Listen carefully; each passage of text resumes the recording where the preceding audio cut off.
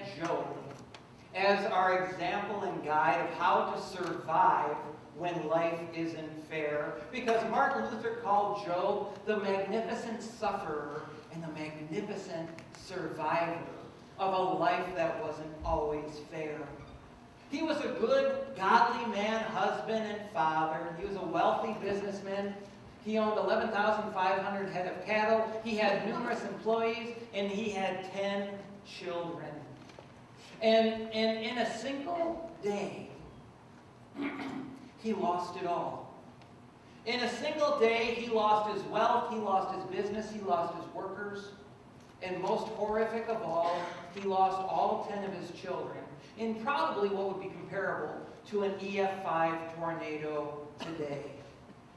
But this wasn't just bad luck or bad circumstances. Chapter 1, remember, gives us the behind-the-scenes look, the behind-the-scenes perspective of what was going on. It was Satan targeting his attacks against Job, trying to hurt Job so bad that he would get Job to curse God and die. But remember, instead of turning his back on God at the end of chapter 1, Job ironically blesses God. Instead of blaming God for something that God wasn't doing anyway, Job continues to trust God, and he blesses God. And we go, who does that?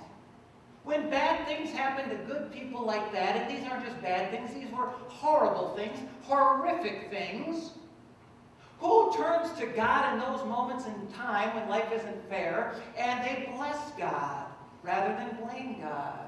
A lot of people say, well, God, why are you doing this to me? Why are you allowing this to happen? Where were you when? Job does nothing of that, remember? Job turns and he blesses God instead of blaming God. And he continues to trust God instead of turning his back on God. And we say, why? What would cause him to do something like that? Well, I'll tell you. It was exactly what God was referring to in chapter 1 when he said to Satan, have you considered my servant Job? There's no one like him on earth. You see, God knew something about Job that Satan targeted, that Job's wife, Mrs. Job, will question today in chapter 2. I'm talking, of course, about Job's integrity. Job had a strength of character that kept him tied and tethered to God in a trusting relationship no matter what. It was the end of his rope that he was holding on to when the world was unraveling around him. Now, don't get me wrong, it didn't make him feel any better. It didn't make the pain any less. It didn't make the problems go away. But what it did was, it was the first step in surviving the suffering when life wasn't fair to Job. And God knew that it was there. God knew that Job had it in him because God knows everything. And he knows everyone. And like he knows Job, he knows you and he knows me too. Wouldn't you like God to be able to say about you, have you ever considered my servant and put in your name there? There's no one like him. There's no one like her in all the earth. You see, God knows the strength of integrity that's there. Come with me to Job chapter 2, to a few days later, round 2, in a life that isn't fair. As we read in chapter 2, beginning at verse 1, and this week it's going to include Job's wife. It says, on another day, when the angels came to present themselves before the Lord, Satan also came with them. The Lord said to Satan, where have you come from? And Satan answered him, from roaming throughout the earth, going back and forth in it. And the Lord said to Satan, have you considered my servant Job? There is no one like him on earth. He's blameless and upright, and a man who fears God and shuns evil. And he still maintains, what's that word? His integrity, exactly. So Satan replied to God, well, a man will give all that he has for his own life. So if you stretch out your hand and strike his flesh and bones, he will surely curse you to your face. So the Lord said to Satan, well, very well then, he is in your hands. But you must spare his life. So Satan went out from the presence of the Lord and afflicted Job with painful sores from the soles of his feet to the tops of his head. And Job took a piece of broken pottery and scraped himself with it as he sat among the ashes. His wife said to him, "Are you still holding on to your integrity? Curse God and die." He said to her, "You were speaking like a foolish woman. Shall we accept only good from God and not trouble too?" And on all of this, Job did not sin in what he said. So let's take this section of Scripture today and let's break it down into 3 sections. Let's first consider a list of Job's symptoms of his sufferings. Now, they're not all listed here in chapter 2. You actually have to go from chapter 2 all the way to chapter 30 to get a good picture profile of Job's physical symptoms of his sufferings. So allow me to walk you through Job's sickness. In chapter 2, verses 7 and 8, of course, he's afflicted with painful ulcerous sores that are all over his body, that are constantly irritated and itching. By verse 12, it leaves him severely disfigured all over from all of the cuts and the bruising and the scratching and the bleeding that comes from all of the scratching he did with the broken piece of pottery, from all of the itching that was caused. By chapter 3, he stopped eating as he loses his appetite, and he becomes severely depressed. By chapter 7, sores start bursting open, pus starts oozing out as worms and maggots start growing in all of his sores. By chapter 9, it's probably a good thing that we're not eating lunch right away today. Hopefully you're not having spaghetti. By chapter 9,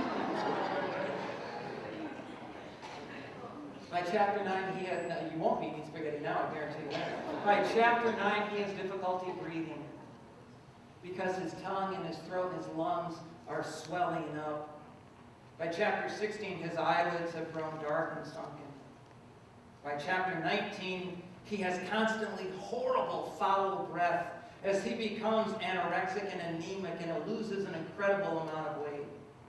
And then by chapter 30, he's constantly running a high fever with severe delirium, dehydration, diarrhea, and dysentery. It's not exactly a picture of health anymore. Life is so unfair. He was a good man, good husband, good father, good with God, good with people. He did things the right way. And Job illustrates for us in just 2 days, in 2 chapters, Job illustrates for us how fast life can turn and become unfair. How fast the world can unravel around you, and how fast it can afflict you with things happening to you that you've never deserved. Secondly, now that we've considered Job's plight, let's consider Mrs. Job's plight. Mrs. Job is so far in the background, she's hardly ever mentioned, hardly ever noticed, hardly ever talked about, and the only time she is talked about, she's usually vilified as some kind of vindictive wife who says something really cruel to her husband when his life was being unfair.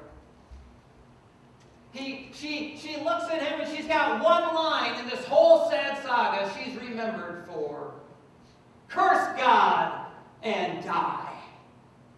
Probably something every wife has wanted to say to her husband at least once in their marriage.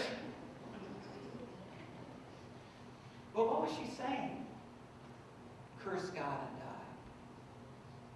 Was she being vindictive and heartless? Or was she heartbroken? See, you got to pause and you got to consider what she's saying here. And what it possibly means in Hebrew. See, in Hebrew, the same word to curse, to speak against something, is the same word as to speak for something, or in favor of something, or to prefer something, or to defer to someone else. It's the word barak.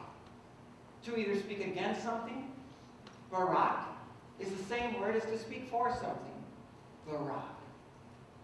So it really matters what the context is as to understand exactly what was going on here. And theologians are kind of split 1/3, 2/3 as to what they think was going on here. I kind of agree with the 2/3 majority of theologians, but let's look at real quick the context of the word barak here in the first couple of chapters of Job and see how it's consistently being used. The first time we see this word, Barak, is in chapter 1. Remember when Job was afraid that maybe his children had spoken against God during their partying. So he prayed for them. He interceded on their behalf, like all good, loving fathers and parents do. Just in case my children have offended you today, Jehovah, I intercede for them on their behalf. So he's worried that maybe they had cursed God and spoken against God during their partying. Secondly, we certainly know that it was Satan's intention to get Job to speak against God, to curse God to his face. Satan seems to keep repeating this to God. I can get him to curse you if I just do this, that, or the other thing. I know he's going to curse you. He's going to speak against you. So we know that it was Satan's intention to get Job to speak against God. And we certainly know in chapter 3 that Job was speaking against his own life when he said, "Curse the day that I was born," out of understandable confusion and frustration. I mean, after all, look at everything the dude is suffering through. He curses the day. He speaks against the day he was born. His very life. It would have been better had I not been born, God, in the plight of my suffering and my misery. Have you ever lived there? Then Job knows how you feel. And then we've got Job's wife, who says to him, "Curse God and die." Because of Job's response to her in verse 10, she was probably telling him to speak against God and put the death process into motion. But was she being heartless? Or heartbroken?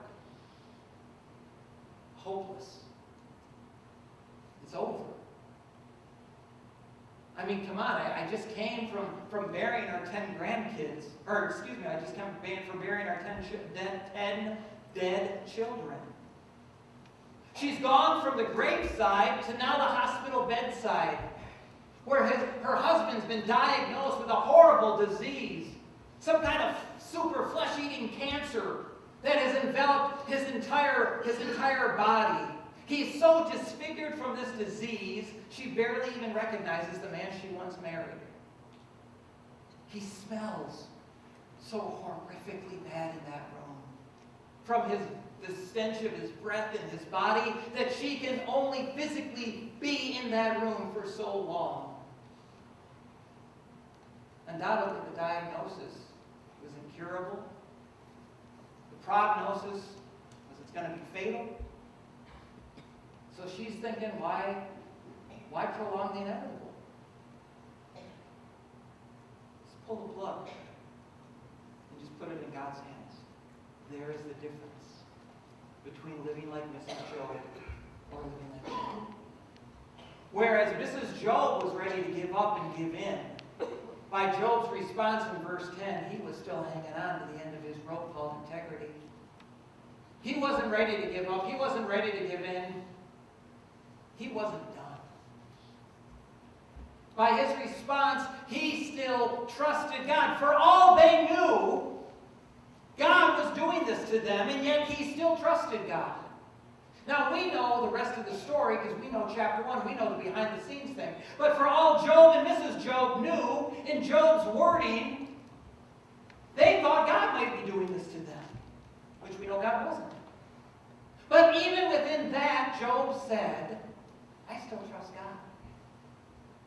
I'm still tethered and tied to God in a trust relationship. And in what Job said, Job again blessed God.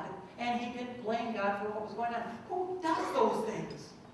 Who lives like that? Who speaks like that when life isn't fair? It is a man or a woman of godly character and godly integrity that will not give up and give in and will not let go of God when life is not fair.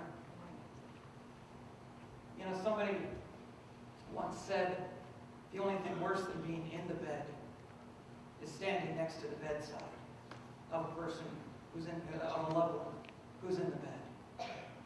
And believe me, I've been both places. I've been the guy in the hospital bed, and I've been the husband and the dad and the son and the friend and the pastor of someone I loved and liked, standing next to that person in the hospital bed. And I've watched many people get healed, and I've watched, unfortunately, some die. And I tend to agree it's a lot harder to be where Job's wife is than to be where Job was. And I guarantee you, Job's wife needed to hear exactly what Job said. Because she was ready to quit. She was burned out. Job was burning on. Job was willing to keep going. Job was not about to give up. He was not about to give in. Yes, life was not fair. But shall we not continue to trust God? Shall we not continue to be tethered and tied to God? I will not turn my back on God, nor will I blame God. I will turn towards God, and I will bless God. That's how Job lived. And you know what? It didn't speed up the process one bit. It didn't make the pain go away. It didn't make the problems go away. It didn't make anything feel any better. He still had 40 chapters of his life to get through that season of suffering. But hanging on to that kind of integrity, that kind of strength of character, is exactly why Job and Mrs. Job survived when their life wasn't